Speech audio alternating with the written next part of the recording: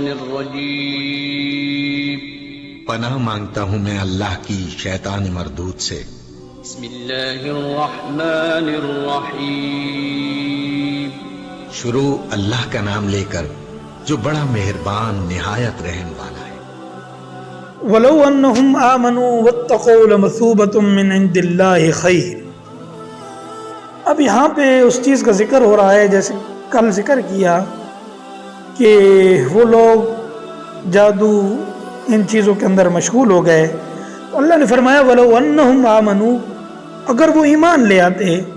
وَاتَّقَوْا لَمَثُوبَةٌ، وَاتَّقَوْا اور تقوی اختیار کرتے، یعنی فرشتوں کی بات کو مان لیتے، کفر سے بچ جاتے، جادو سے بچ جاتے، سحر سے دور ہو جاتے اور ایمان کو اختیار کرتے، فرمایا لَمَثُوبَةٌ مِّنْ عِندِ اللَّهِ خَيْرٌ، تو پھر اللہ کے پاس ملنے والا ثواب وہ کہیں درجے بہتر تھا۔ لَوْ كَانُوا يَعْلَمُونَ، فرمایا کاش ان کو اس چیز کا علم ہوتا۔ یا ایھا الذین آمنوا لا تقولوا رائنا وقولوا انظرنا واسمعوا۔ یا ایھا الذین آمنوا، ایمان والو، لا تقولوا رائنا، تم یہ نہ کہو رائنا، رائنا کہہ کر مخاطب نہ کرو، وقولوا کہو انظرنا، واسمعوا اور غور سے سنو، وللکافرین عذاب علیم، اور کافروں کے لیے دردناک عذاب ہے۔ ما یود الذین کفروا من اہل الکتاب، کہ نہیں پسند کرتے مشرک لوگ یا اہل کتاب لوگ یہود و نصارہ، ان ینزل علیکم من خیر من ربکم، یہ کہ نازل ہو تمہارے پروردگار کی طرف سے، من خیر کوئی بھلائی، من ربکم تمہارے رب کی طرف سے، من خیر من ربکم، کہ یہ پسند نہیں کرتے کہ تمہارے پروردگار کی طرف سے کوئی بھلائی نازل ہو۔ واللہ یختص برحمتہ من یشاء، اور اللہ نے فرمایا کہ اللہ جس کو چاہتا ہے،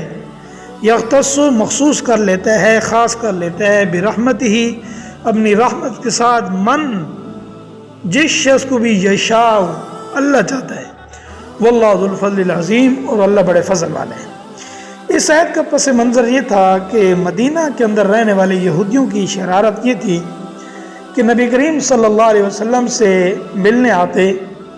تو آپ صلی اللہ علیہ وسلم کوئی واعظ و نصیحت کر رہے ہوتے، تو کسی صحابی کو سمجھ نہ آتا تو وہ صحابی اٹھ کے کہتے رائنا، یعنی ہماری رعایت کریں، ہم پر نظر کریں، تو اس جملے کو مثلا دوبارہ کہیں، تو یہودی کیا کہنے لگے، وہ اس کو تھوڑا سا بگاڑ کر کہنے لگے رائنا۔ اب رائنا کا مطلب ہے ہمارے چرواہے، تو مقصود ان کا شرارت ہوتا۔ تو اللہ تعالیٰ نے ایمان والوں کو تنبیہ کی کہ اے ایمان والوں، دو چیزیں ہیں، ایک تو یہ ہے کہ رائنا کے لفظ کو چھوڑ دو، کون زورنا، کہ ہماری طرف نظر کیجئے، ہماری رعایت کیجئے، یعنی اس لفظ کو دوبارہ دہرائیے۔ اور دوسری چیز سمعنا، انظرنا یہ لفظ کہو، اور دوسرا واسمعوا، کہ جب بیٹھے ہو محفل کے اندر تو کان لگا کر غور سے سنو، جب غور سے سنو گے دوبارہ پوچھنے کی نوبت نہیں آئے گی، جب نوبت نہیں آئے گی تو